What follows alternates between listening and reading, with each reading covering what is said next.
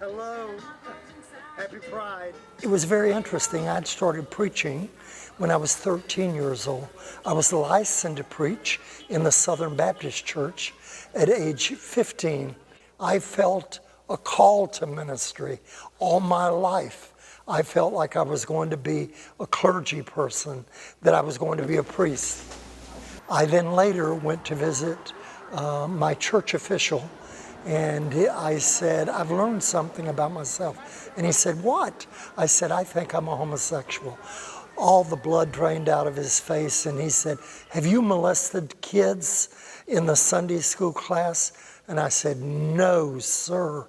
When I was removed from the church as a pastor, because I wanted to preach, to be a pastor so bad, I went through a very bad time. I tried to find a church to go to. I couldn't find one. I would last 3 Sundays. My mother asked me, do you have to tell them every time that you're a homosexual? I said, Mother, I'm never gonna lie again. I said, I am who I am. And so the 3rd Sunday I would go back to the same church, and I was not welcome. And God spoke to me in the still small voice of the mind's ear and said to me, I love you. You're my son. I don't have stepsons and daughters. And with that, I knew God loved me and I was a gay person. It took me 3 months before it dawned on me. If God loves me as a gay person, then God has to love every gay person too. With that, I started my journey to found the Metropolitan Community Church. October the 6th, 1968, I held the first meeting of Metropolitan Community Church in the living room of my home in Huntington Park, California. 12 people showed up. And within a year and a half, we were running over 1,000 in attendance and had bought our first piece of property here in LA.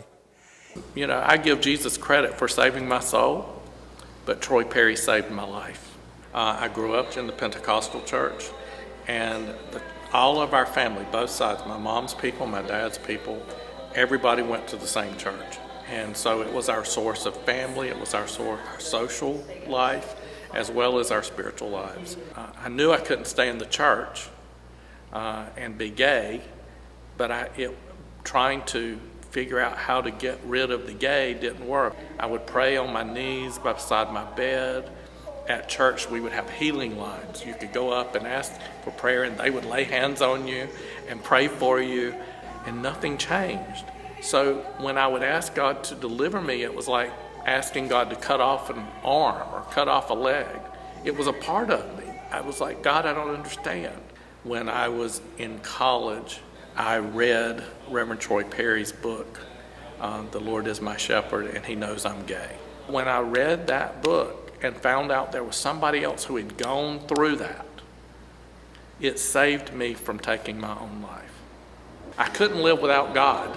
I loved God and I knew I was a child of God, but I also was told by the church that I couldn't be gay and be God's child.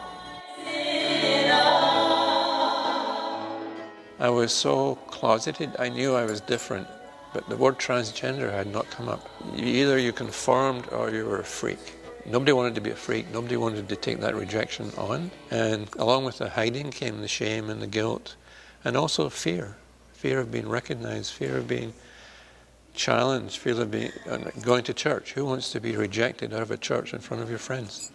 And I walked into Founders on 6th of January 2006, so 14 years ago, and my life changed. And now I'm going to get emotional. The number of people that said to me, no, we don't recognize you as trans, you're just one of us, you're just Ina.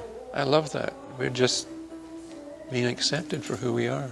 When I told my family that it came out, this was 1970, I came out to them, And we talked for maybe 2 hours, and my mother cried, my sister cried, and my sister's biggest concern was that I would get hurt, which I have. I've been gay bashed, And my dad didn't say much through the whole time, which was not unusual for my dad. He didn't say much, just kind of sat there. But at the very end, he got up and he hugged me, and he said, "Remember, you will always be my son." And that's my image of God. That's the God that I know. And I learned that here. I always said, Jesus died for my sins, not my sexuality. I don't cease being a sexual person because I become a Christian, whether I'm heterosexual or homosexual.